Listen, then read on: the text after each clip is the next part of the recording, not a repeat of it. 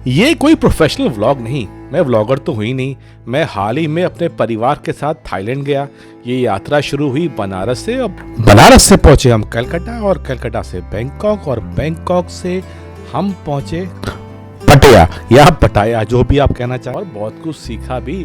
बहुत ही खूबसूरत जगह है ये। तो क्यों ना सोचा क्यों ना आपसे भी इस यात्रा को साझा किया जाए, कुछ दिखाया जाए मैंने क्या क्या देखा इस यात्रा में। आज का पड़ाव होगा हमारा टेम्पल ऑफ ट्रुथ, जो आज हम देखेंगे, और बाकी की श्रृंखला में हम बाकी चीजें देखेंगे। तो चलिए शुरू करते हैं थाईलैंड की यात्रा मेरे परिवार के साथ। हेलो एवरीवन, मेरा नाम है शेफ रवि सावंत और हम निकले हैं थाईलैंड के ट्रिप पे। हम यहाँ से आज है बेसिकली 2 जनवरी और हम यहाँ से निकलेंगे और जाएंगे कलकत्ता एयरपोर्ट से। आज सुबह हम बनारस से यहाँ पहुँचे। हर हॉलीडेज बहुत एक्साइटमेंट के साथ शुरू होते हैं, तो हमारा पहला पड़ाव था कलकत्ता का एयरपोर्ट और ये वहाँ की ड्यूटी फ्री शॉप। कुछ खास स्टॉक तो नहीं था, पर जो भी था अच्छा था। उसके बाद हम पहुँचे सिम लेने और सिम लेने आ गए हम इस पर्टिकुलर शॉप पे। वैसे तो सिम वहाँ जाके भी ली जा सकती है, मगर हमने सोचा यहीं से लेके चलें, कौन झंझट पाले वहाँ पे।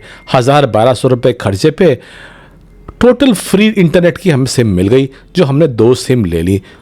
बनारस से तकरीबन 2-2:30 बजे के बाद पहुँचने के बाद कलकत्ता में हमारा तकरीबन 8 घंटे का लेओवर था। कलकत्ता शहर को मैं पहले से बहुत अच्छे से जानता हूँ। मैंने अपने होटल मैनेजमेंट की पढ़ाई यहीं से करी थी, तो थोड़ा बहुत कलकत्ता घूमा और उसके बाद अब समय आ गया था बैंकॉक की ओर उड़ने का। बोर्डिंग पास हमारे हाथ में थे और था हमारा पासपोर्ट। बहुत खुश थे हम और बहुत खुश थे। और ये हम चल दिए बैंकॉक की ओर, हमारा नीला पासपोर्ट और साथ में हमारे बोर्डिंग पासेस। वैसे तो ये मेरी पहली विदेश यात्रा नहीं है और मेरा परिवार भी सिंगापुर वगैरह जा चुका है। और खुशी का ठिकाना देखिए पुष्पिता का, और वो है मेरी बेटी ईशा। और ये हम अब जाते हुए हमारे प्लेन के अंदर हाय, सबको हमने हाय कहा और फ्लाइट के उड़ने का इंतज़ार। और ये उड़ चले हम बैंकॉक की ओर। क्या नज़ारा था, नीचे मोतियों की तरह चमकती लाइटें, खूबसूरत नज़ारा और गोप्रो से मेरी शूटिंग।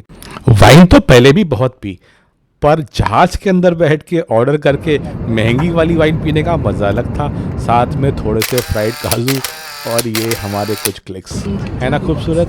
जहाज आगे बढ़ रहा था, हम साथ में हमारा एक्साइटमेंट। यात्रा छोटी ही थी और 2-2.5 घंटे के बाद समय आ गया बैंकॉक पे उतरने का।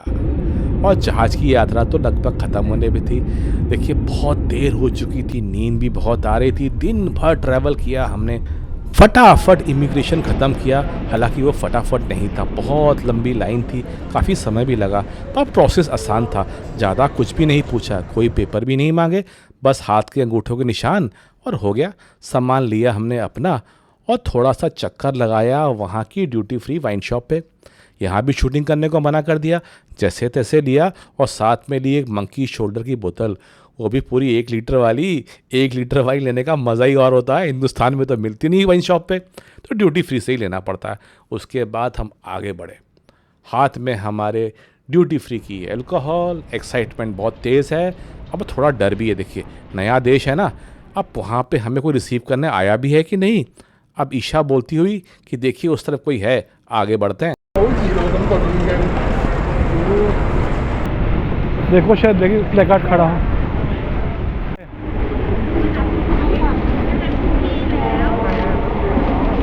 क्योंकि ये हमारा प्री बुक टूर था, तो एक मैडम मेरा नाम लेके एक प्लेकार्ड पे पहले से मौजूद थी।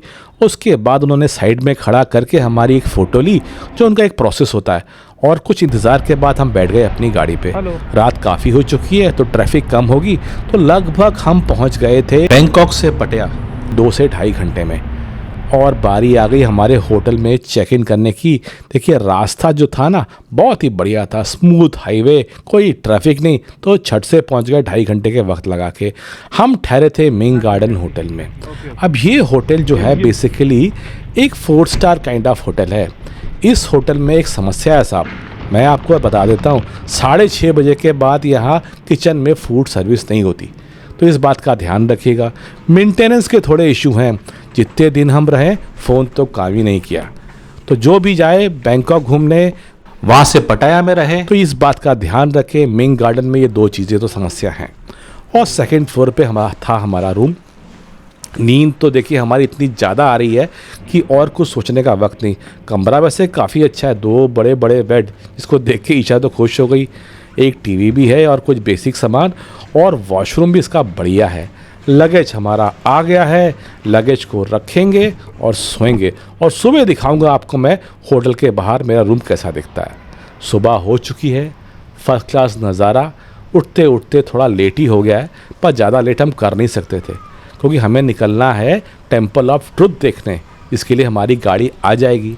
थोड़ा सा कैमरा घुमाया और ब्रेकफास्ट कर नहीं पाए क्योंकि हमें उठने में हो गया देर और ब्रेकफास्ट हो चुका था ख़त्म।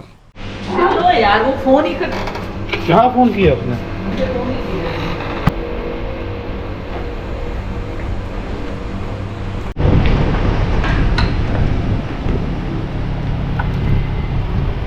और ये देखिए हमारी गाड़ी तैयार है और साथ में हमारे ड्राइवर साहब तैयार हैं। जब तक वो गाड़ी लेकर आते हैं कुछ होटल के बाहर का नज़ारा दिखाता हूँ। ये देखिए रूम्स हैं, तकरीबन 175 रूम्स हैं इस होटल में। वैसे तो ठीक ठाक ही है, अच्छा ही है। और ये होटल के बाहर वहाँ एक रिवाज है, हर जगह भगवान का एक मंदिर ज़रूर होता है। तो जय भगवान, आगे बढ़ते हैं। और अब बारी आ गई सेल्फी की दोबारा, क्योंकि हर बार एक सेल्फी खींच के अपने ग्रुप पे डालते ही हैं। स्माइल प्लीज़, और हमारी सेल्फी हुई पूरी। ये है फुकेत के रास्ते, बड़े साफ़ हैं। सबसे अच्छी बात है पॉपुलेशन बहुत कम है। इस समय हम देखे जा रहे हैं टेम्पल ऑफ ट्रुथ देखने। पूरा वुड का बना हुआ एक टेम्पल है तो ये एक प्राइवेट प्रॉपर्टी, पर बहुत टूरिस्ट आते हैं। तो यहाँ पहुँच के इसके नज़ारे आपको दिखाएंगे, और जब कभी आप टेम्पल ऑफ ट्रुथ जाएँ तो ये सब चीज़ें ज़रूर देखिएगा। गाड़ी से उतरे हम, कद थोड़ी ठीक ठाक ही थी, और यहाँ पे एक मछलियों का पॉन्ड था और कुछ खरगोश। पे हम तो देखने आए थे टेम्पल, और उन्होंने हमें लगा दिए टैक्स। ये टैक्स का मतलब था इसके बाद हम अंदर जा सकते हैं, ये काइंड ऑफ टिकट है। तीनों को टैग लगने के बाद हम आगे बढ़े, और रास्ता देखिए थोड़ा सा लंबा है, तकरीबन आधा पौना किलोमीटर। उसके बाद आप टेम्पल तक पहुंचते हैं। काफ़ी विदेशी सैलानी मौजूद पहले से थे, और कुछ घोड़े थे। एक मैडम घोड़ों के साथ प्यार दुलार करती हुई हम आगे बढ़े। अरे वाह, ये रहा टेम्पल ऑफ ट्रुथ।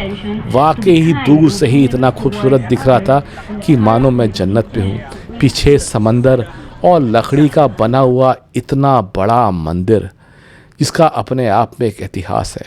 बहुत ही खूबसूरत जगह है। पहले तो हम ये सोचते रहे यहाँ नीचे जाएंगे कैसे।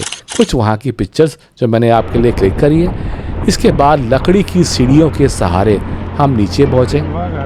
वैसे वहाँ पे ये पूरा एक गाइडेड टूर होता है। एक मैडम स्पीकर के माध्यम से आपको सब कुछ बढ़िया से समझाती हैं, और नीचे पहुँच के हमें लेनी होती है हेलमेट, क्योंकि मंदिर के अंदर ना कुछ रेनोवेशन का काम चल रहा है, जो मैं आपको भी आगे चल के दिखाऊंगा। मेरे साथ बने रहिए।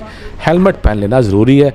एक और बात आपके लिए, अगर आपके साथ कोई महिलाएं हैं तो इस बात का ध्यान रखें, जो भी उनके कपड़े हों वो घुटने से नीचे तक हों, नहीं तो प्रॉब्लम होती है।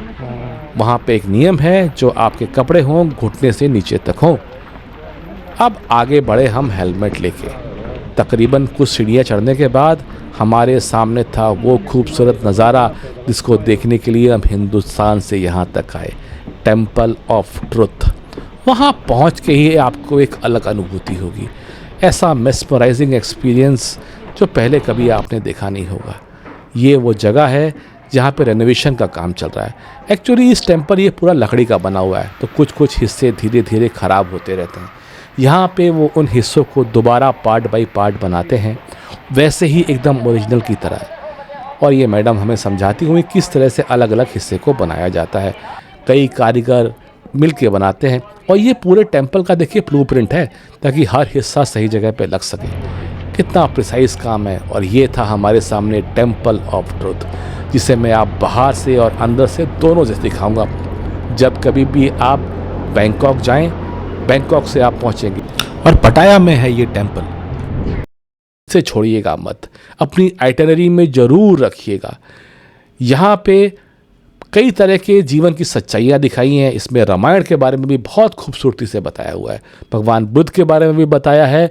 आपको आप इससे को रिलेट कर पाएंगे अपने रिलीजन को, अपने जीवन को। तो इसको ज़रूर जाके देखिएगा। देखिए पूरा लकड़ी का बना हुआ है, कई तरह की लकड़ी इस्तेमाल हुई हैं और इस पूरे मंदिर को बनाने में एक भी कील का इस्तेमाल नहीं हुआ है।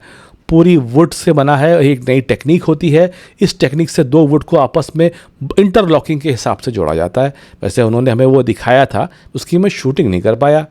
आप जब जाएं तो उसे ज़रूर देखिएगा। और आगे बढ़ते हैं, अब आपको टेम्पल दिखाते हैं अंदर से। Ramayana story is originated from India and Sri Lanka, and this story is a reflect to all society. All society has good and bad are mixed together. Finally, good can win to the evil. So around the base, as you can see, Ramayana story. Okay, so now let's go to the other.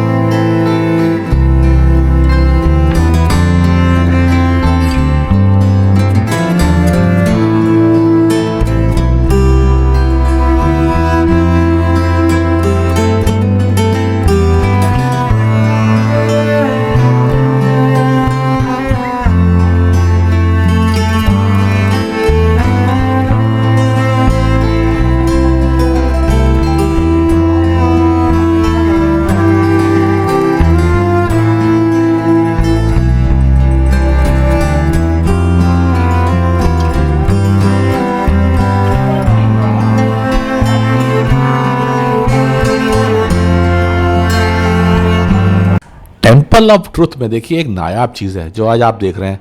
ये एक है wooden lift. ये lift पूरी की पूरी would say बनी हुई है और इसके अंदर एक्चुअली लोग बैठ सकते हैं। अच्छी बात थी कि इत्तेफाक से जब मैं पहुंचा तो ये लिफ्ट चल रही थी और मैं इसको शूट कर पाया और इसके अंदर कुछ पैसेंजर भी थे। ये देखिए लिफ्ट ऊपर आते हुए स्पीड काफ़ी स्लो है, मगर एक नायाब चीज़ है। वुड की बनी हुई लिफ्ट मैंने पहली बार देखी। वैसे कुछ समय पहले मैं मैसूर का किला गया था, वहाँ पर भी मैंने एक ओल्ड एंटीक लिफ्ट दिखी थी जो वुड की बनी हुई थी। कुछ वैसी ये भी है। बहुत ही खूबसूरत चीज़ जो आपसे शेयर करना चाहा मैंने टेम्पल ऑफ ट्रुथ पे।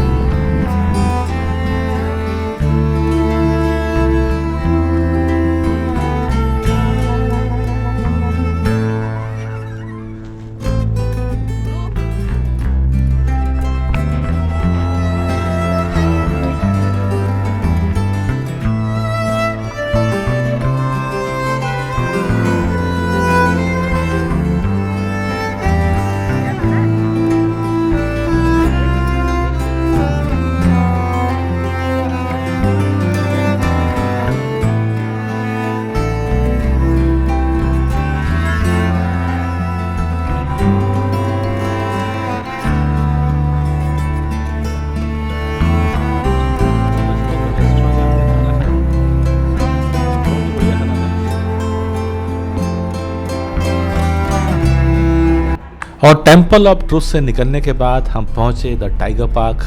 बहुत ही खूबसूरत जगह थी ये भी। इसके बारे में मेरे अगले वीडियो में आप देखिएगा। बहुत जल्दी। Stay tuned.